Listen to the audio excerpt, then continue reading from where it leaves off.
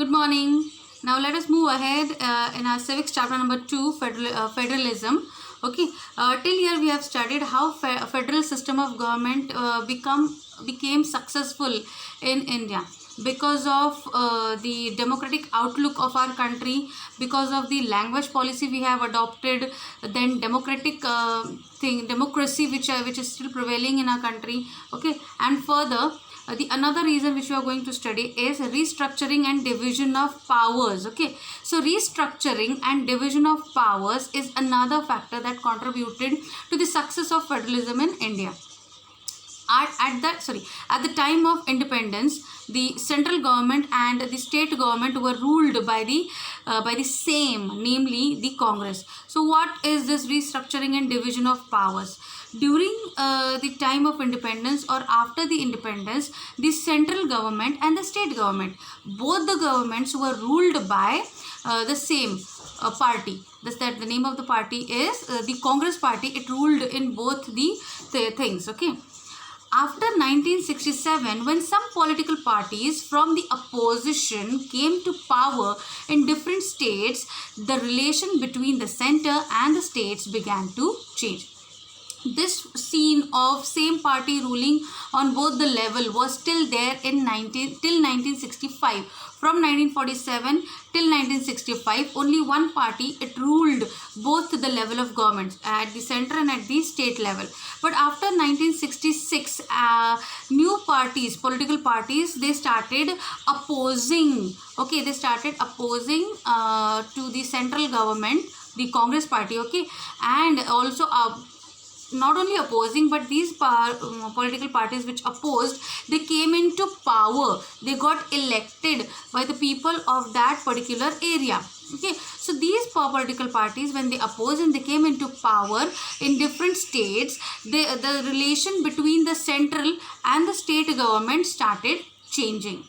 So the central government often misused powers and dismissed the state government led by rival parties, and this was against the spirit of federalism. So what happened when these opposition parties, they started coming into power in different states?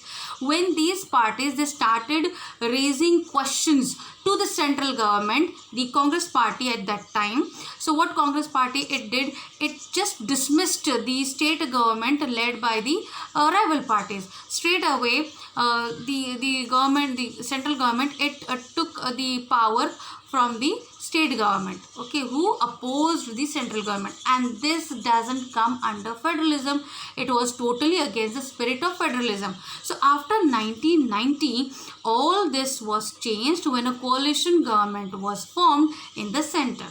So this scene changed in 1990. It also took nearly, I guess, 20 to 30 years for this scene to change. Okay, how it got changed? When coalition government was formed in the government, regional parties became more powerful in the states and different parties formed an alliances. What happened? What this coalition government gave the what kind of provision it made?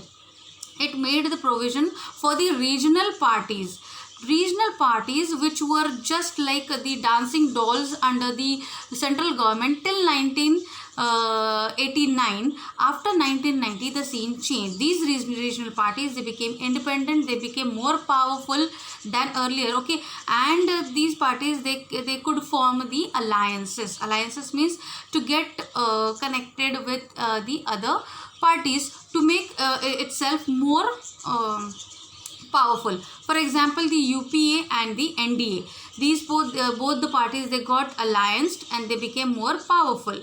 Further,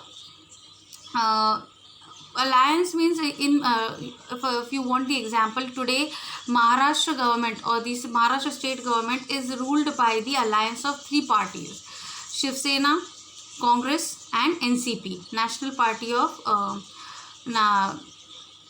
National Congress Party. Okay, these three parties, they got aligned, they formed their alliance and they are ruling the Maharashtra state currently.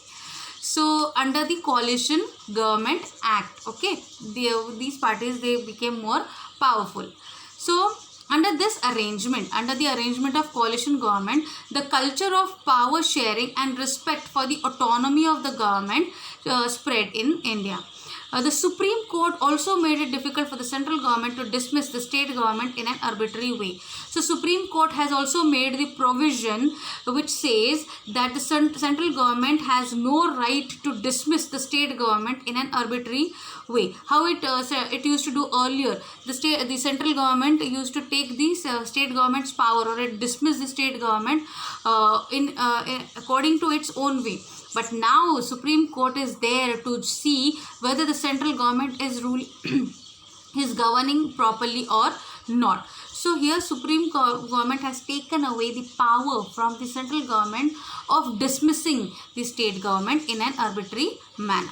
As a result, with the era of coalition government, the federal structure is more effective today than it was when the constitution came into force. So many changes had taken place due to this. Further, due to the massive diverse population, India has a 3-tier system of government where the local government forms a 3rd tier. Till now we were talking, or we discussed about central government and state government. Now it is the time to move towards the local government. So why the 3rd tier was formed in India? Due to the massive diverse population, we need to administer each and every section of our country. So for that, central and state government are not sufficient. We need a 3rd body or 3rd level to govern the minute sections of our country. So for that we need local government. Okay, so this is the 3rd tier.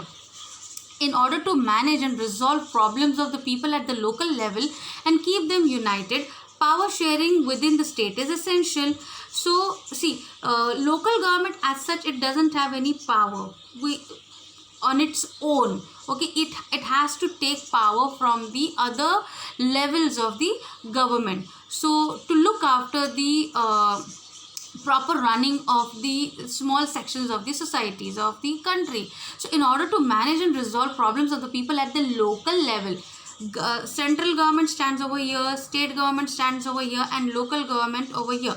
To solve the problems of the people of here at this level and keep them united, power sharing within the state is essential.